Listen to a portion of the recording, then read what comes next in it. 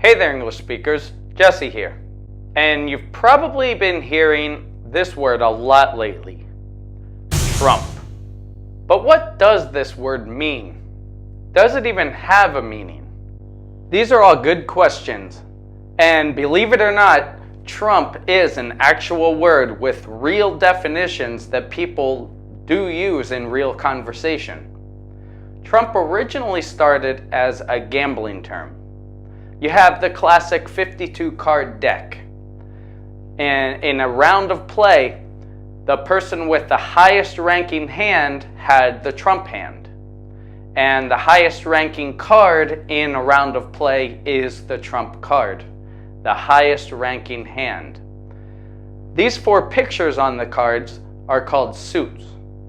There are four suits. You have clubs, diamonds, hearts, and spades. In a round of play, the spades is the highest suit in a hand. So if you had two cards of equal value, and if the suits mattered in your game, the spades is the highest ranking suit. The ace of spades is called the trump card because it's the highest ranking card in the highest suit. It's also known as the death card. So it originally started in this way to show the highest ranking hand, the highest ranking card, and the highest ranking suit. Now it's normally used in regular conversation as a verb, and you can use it the same as you use any other verb. Let's look at some examples. You all have a job. We all have work. And most of us work for a boss. And I know at your work you have a lot of good ideas to make the place run more smoothly and run better. But they just won't listen to you, will they?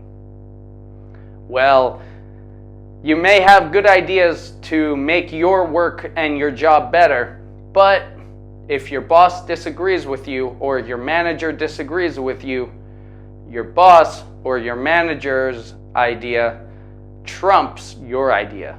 Let's look at another example. Let's look in nature. Look at the elephant hawk caterpillar. This is a really cool caterpillar, and its defense mechanism trumps the defense mechanism of all other caterpillars because it can transform and change its color so it looks like a snake, and then predators will stay away from it. Pretty cool, right?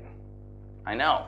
But its defense mechanism trumps the defense mechanism of other caterpillars. Trump is a way to compare. You can compare two things or use it as a superlative for many things. Let's look at another example.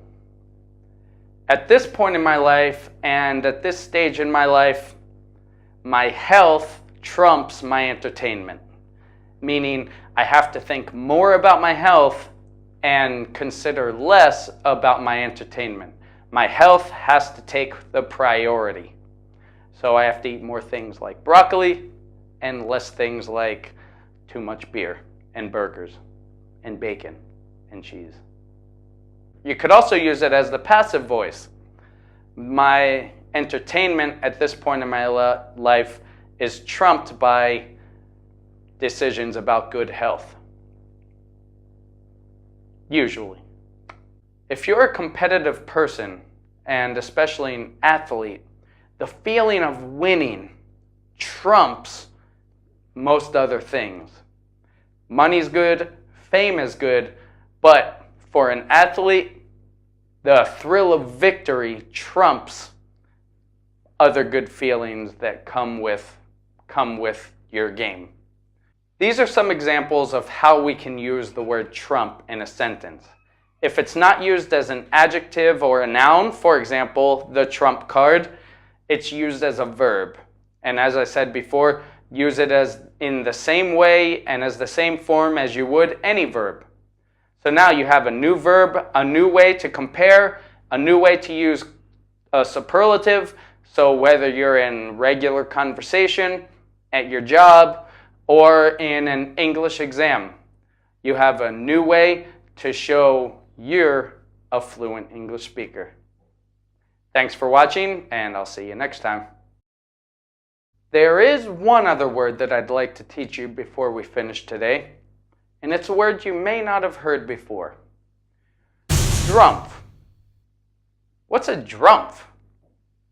Well, Drumpf is the birth surname of the leading Republican candidate for the United States presidency. I bet you thought his name was Trump.